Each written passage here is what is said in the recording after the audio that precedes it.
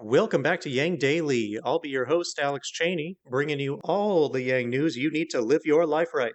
Nothing huge today, but we do have some pretty heavy sentiment polls on America that are revealing the state of the nation. We're in historic times. Let's get to it. Humanity Forward continues its clearance sale on endorsements, now adding Grace Ming, a DNC vice chair for Congress. Yang shouted out her support for emergency cash relief, which is good, but this endorsement strikes me and many others as questionable. Her opponent, Mel Gagarin, supports UBI and she does not. Granted, Mel is opposed to a VAT, and certainly advocating for a UBI poorly can do more harm than not advocating for it at all, but Grace's economic section boils down to public funding for technology, science, and education programs, and that's it. Like, okay, cool, but where's the rest of it? That doesn't even begin to cover an economic platform. She's also made unequivocal remarks of unconditional support for police in the past. I just don't know about this one personally, but you can look into her yourself and see what you think. Reminder that New York votes in 2 days. Make sure you know who you're voting for by visiting Humanity Forward or Income Movement websites to read up on their endorsements and make sure you vote. There's only one way out of this mess, and that's it. A poll of Canadians for a UBI anywhere from $10,000 to $30,000 annually finds that 59% support the concept of UBI, which means that we're actually ahead of Canada in something to do with social progress for once. Yay! The poll also found Canadians were split evenly on how it would affect work ethic and whether it was affordable, showing that ignorance on the topic is still strong. Canadians mostly said they would only support it if the rich paid for it. If you missed the Poor People's Virtual March, you can catch their recording at the link below. It was quite the introduction with dozens of speakers and events regarding issues impacting the poor. You'll learn a lot and come out armed with facts and a plan. It also has a sign language interpreter. So I guess we have to mention Trump's rally in Tulsa, as he's connected it with protests and racism and the pandemic, the economy, everything. Reports from the Trump campaign leading up to the rally were claiming nearly 1 million tickets requested for the biggest rally in history by a factor of 10. Trump himself said there wouldn't be an empty seat. Well, it turns out that less than 10,000 showed up to a stadium that holds 19,000. There were, in fact, a lot of empty seats. The overflow events were quickly and quietly dismantled, but it didn't stop Trump from putting on a show. Watching it makes me ill, but I did it for you. Here's just a few choice highlights. Trump started off by claiming, quote, "incredible success in rebuilding America," end quote. It's hard to imagine what he could possibly be referring to here.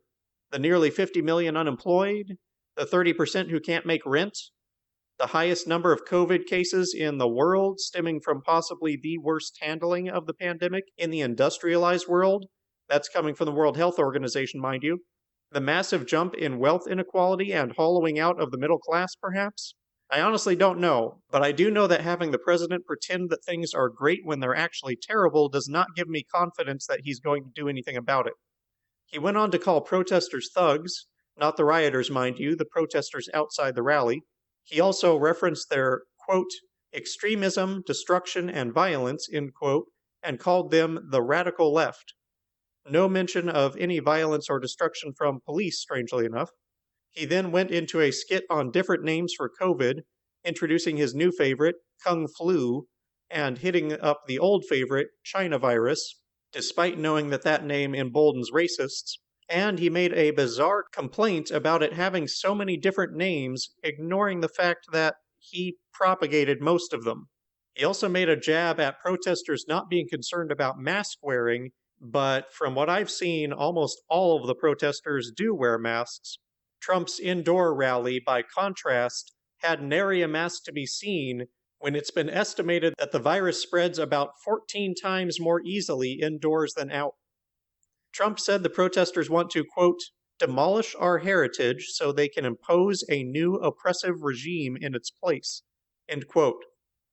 Again, what heritage exactly is Trump referring to? The only heritage I see getting attacked is a heritage of racism and police brutality, which they're attacking because it is oppressive. Is that the heritage that Trump and his people are trying to defend?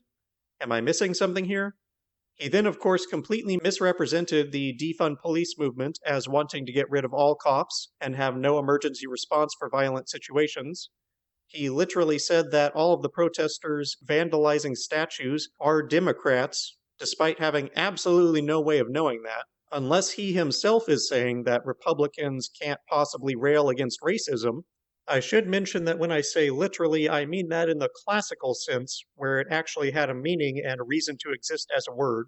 Trump went on to again promoted a year of prison for burning an American flag because apparently protecting inanimate objects is the pressing reform the justice system needs in his mind.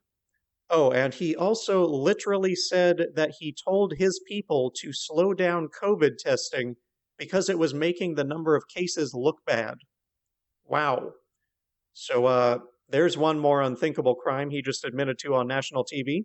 Trump also had the gall to tweet recently that our testing response has been excellent despite it objectively being among the worst in the world. Anyway, you get the picture, and I want his thoughts out of my head, so let's change the subject. As COVID heats up again in Florida, we got news today that they have broken their record for highest case count in 15 of the last 16 days. The World Health Organization reports that it's also accelerating around the globe, hitting the highest number of daily cases yet, with half of those in the Americas. Not looking good. A Barron's article highlights that the American middle class is shrinking and approaching the unenviable company of Russia and Turkey in proportion of population, falling far behind countries like Japan, Germany, and France. They also note that economic history clearly shows the strongest, most durable periods of economic expansion in most countries occur when the middle class expands. It certainly was the case for the US in the 20th century as well as in the expansionary periods, when the rich were taxed at much higher rates, narrowing the income gap while real wages grew. Ah, the days before trickle-down economics took hold. Good times. Meanwhile, a poll of the outlook of Americans finds that more than 72% of Americans consider the present time to be the lowest point in their lifetime for America.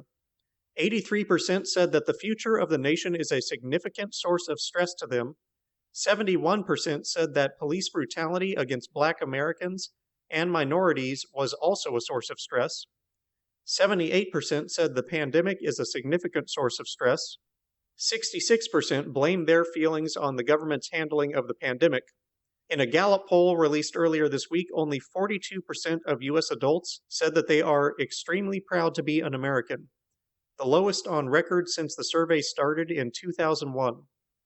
More of the Making America Great that Trump was bragging about, I suppose.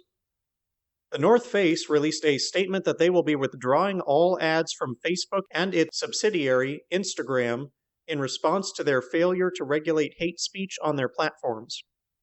And finally, Be a King tweeted out a clip of MLK speaking on the way that white people were given land grants by the government during expansion into the western United States, while denying the same privilege to Black Americans.